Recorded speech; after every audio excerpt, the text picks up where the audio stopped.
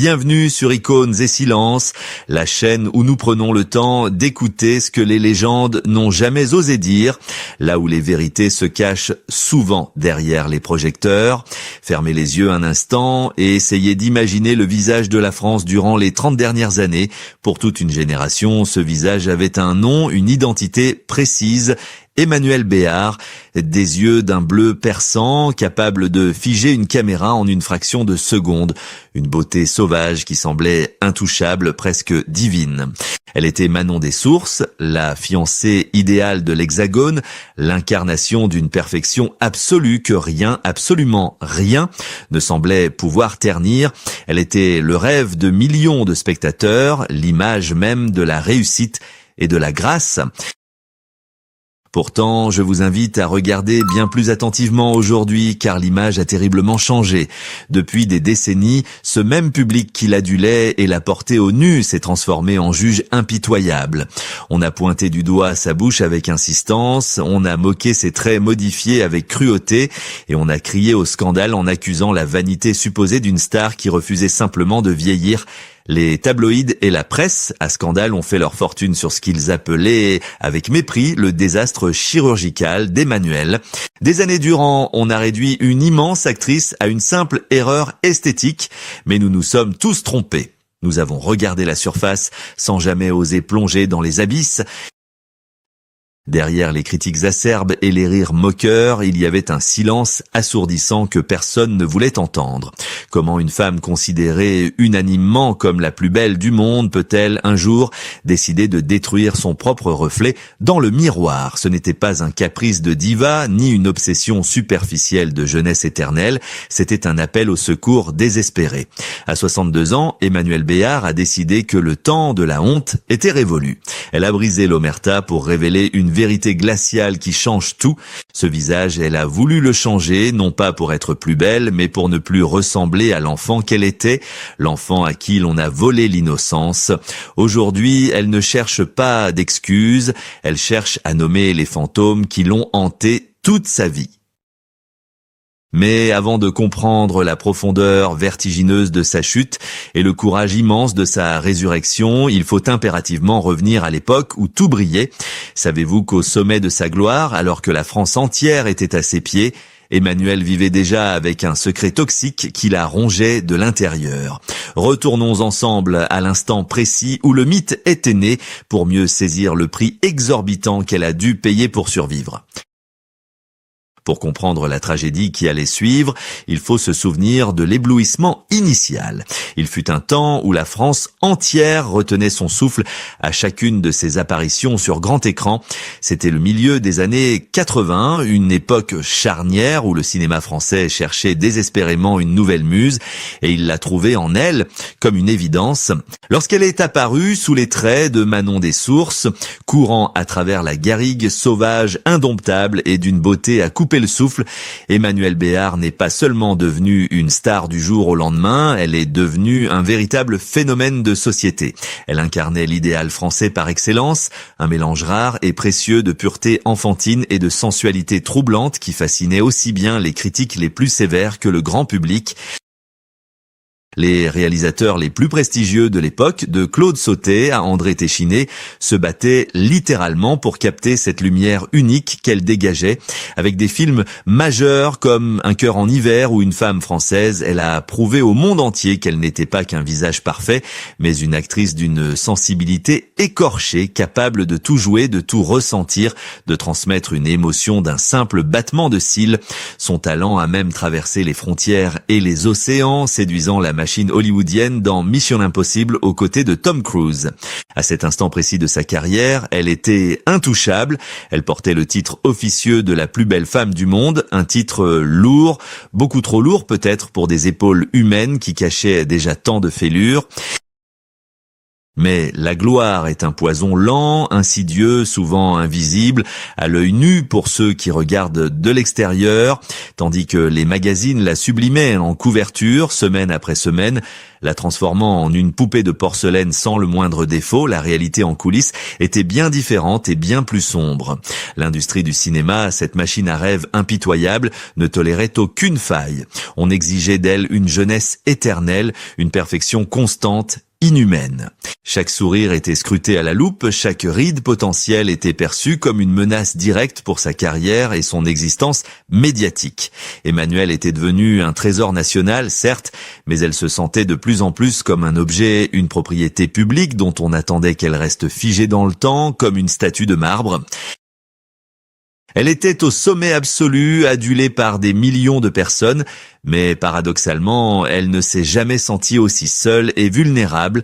Là où le public voyait un ange descendu sur terre, elle commençait à voir dans son miroir des défauts imaginaires, amplifiés par la pression écrasante de ne jamais décevoir. C'est dans ce vertige du succès, aveuglé par les flashs incessants et les attentes démesurées d'un système qui broie les individus, que l'idée fatale de corriger ce qui n'avait pourtant pas besoin de l'être a commencé à germer lentement mais sûrement dans son esprit tourmenté.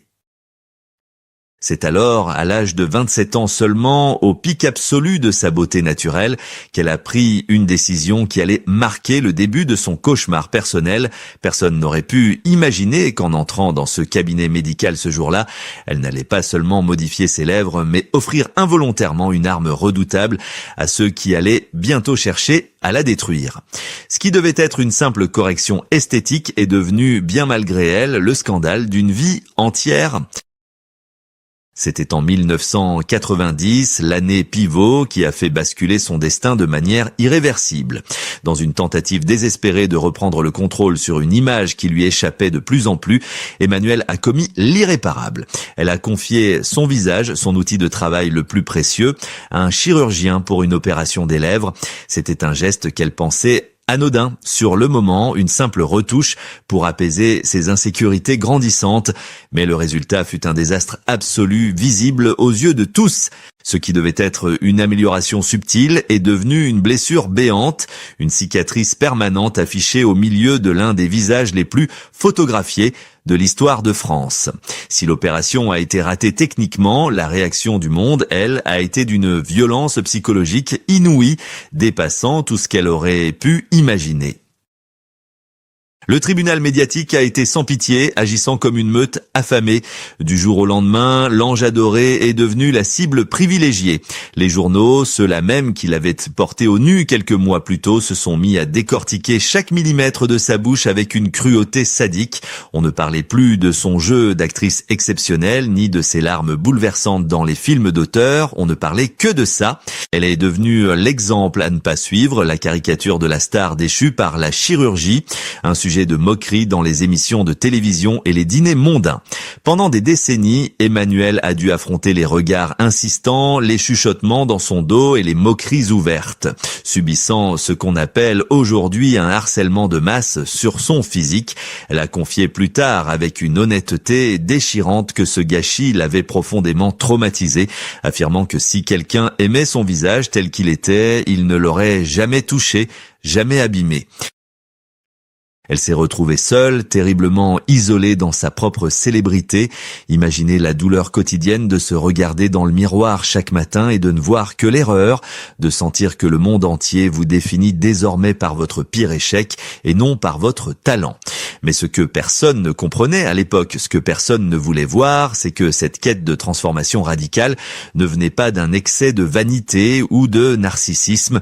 C'était le symptôme visible d'un mal bien plus profond, une douleur ancienne qui remontait à la surface. Pourquoi une femme aussi magnifiquement belle ressentait-elle le besoin viscéral de changer son apparence ? Moi, je vous le dis aujourd'hui, ce n'était pas pour devenir quelqu'un d'autre, c'était pour effacer quelqu'un. Le grand philosophe Maïmonide a dit un jour que le visage est le miroir de l'âme, mais pour Emmanuelle, son visage était devenu le masque d'un secret insupportable. Les critiques pensaient qu'elle était une simple victime de la mode, alors qu'en réalité, elle était la survivante d'un drame intime, enfoui si profondément dans sa mémoire que même le bistouri ne pouvait l'atteindre. Et ce secret, mes amis, est bien plus sombre et bien plus tragique que quelques injections ratées. C'est un silence qui a duré 45 ans, un silence si bruyant, si lourd qu'il couvrait même le son des applaudissements lors des cérémonies des Césars et des festivals internationaux. En 2023, Emmanuelle Béard a choisi de ne plus se taire, de ne plus porter ce fardeau seul, à travers un documentaire bouleversant intitulé « Un silence si bruyant ».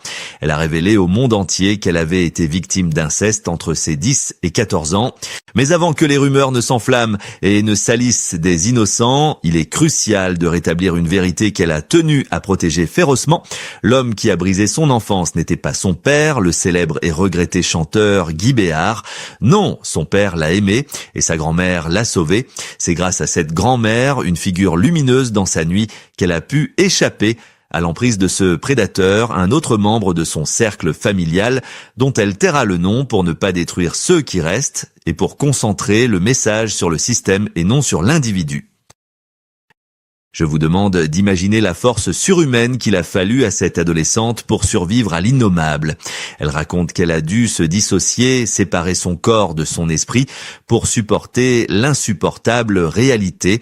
Pendant des années, le jour, elle était la jeune fille solaire, pleine de vie, que tout le monde admirait, et la nuit, elle affrontait ce qu'elle appelle le néant, le vide absolu. C'est cette dualité terrible qui l'a hantée toute sa vie d'adulte. Quand on comprend cela, on ne regarde plus ses lèvres refaites de la même manière. Cette chirurgie tant décriée n'était pas un caprice, c'était une tentative désespérée d'effacer la bouche de cette petite fille qui n'avait pas pu crier, qui n'avait pas pu dire non. Elle voulait changer de peau, changer de visage, pour ne plus être reconnue par ses propres souvenirs, pour devenir une autre femme, une femme qui n'aurait pas vécu ça. Elle a vécu avec la peur constante que la vérité ne la détruise ou qu'elle ne détruise l'équilibre de sa famille. Le système du silence est puissant, il protège les bourreaux et isole les victimes dans une culpabilité qui ne leur appartient pas. Mais en gardant ce secret, Emmanuelle a laissé une partie d'elle-même mourir à petit feu.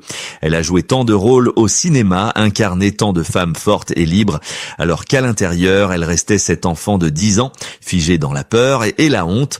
Pourtant, le temps de la résignation est terminée. Il arrive un moment dans la vie où la vérité devient plus importante que la paix apparente. Après 45 ans de lutte solitaire contre ses démons, Emmanuelle a décidé qu'elle ne voulait plus être une victime silencieuse, mais une survivante qui parle haut et fort. Et quand elle a finalement prononcé ces mots, ce n'est pas seulement elle qu'elle a libérée, c'est toute une armée de silence qu'elle a brisée. Le moment où elle a pris la parole n'était pas une scène de cinéma soigneusement répétée, c'était la scène la plus importante et la plus authentique de sa vie. Devant la caméra, dépouillée de tout artifice, sans maquillage pour cacher ses traits, Emmanuelle a regardé son passé droit dans les yeux.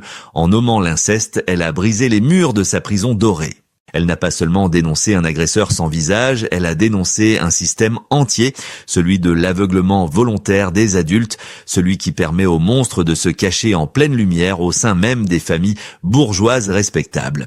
Son documentaire n'était pas une plainte, c'était un acte de guerre contre l'oubli et le déni. La réaction du public et des médias fut immédiate et bouleversante. Ceux qui, hier encore, riaient de son physique se sont tus, frappés de plein fouet par la dignité et la gravité de sa démarche. Soudain, ses cicatrices n'étaient plus perçues comme des marques de vanité, mais comme des peintures de guerre, les vestiges visibles d'un combat invisible qu'elle menait depuis l'enfance. Le public a enfin compris que cette bouche qu'il avait tant critiquée était celle d'une femme qui essayait désespérément de se réapproprier son corps, un corps qui avait été un champ de bataille. En brisant le silence, Emmanuelle a repris le pouvoir sur ce qu'on lui avait volé. Elle a transformé sa honte personnelle en une force collective, tendant la main à toutes les autres victimes qui, dans l'ombre, n'osaient pas encore parler. Elle nous a prouvé que la parole est le seul antidote au poison du traumatisme et que même si la justice des hommes arrive parfois trop tard, la justice de la vérité, elle, finit toujours par éclater au grand jour. Aujourd'hui, l'histoire d'Emmanuelle Béard n'est plus seulement celle d'une actrice célèbre ou d'une icône de beauté déchue. C'est le récit universel d'une résilience extraordinaire face à l'adversité. Elle nous rappelle avec force que derrière chaque image glacée sur papier glacé, derrière chaque sourire de tapis rouge, il y a un être humain qui respire, qui souffre et qui combat des démons que nous ne voyons pas. Nous avons passé des années à juger ses lèvres, alors que nous aurions dû prendre le temps d'écouter son cœur.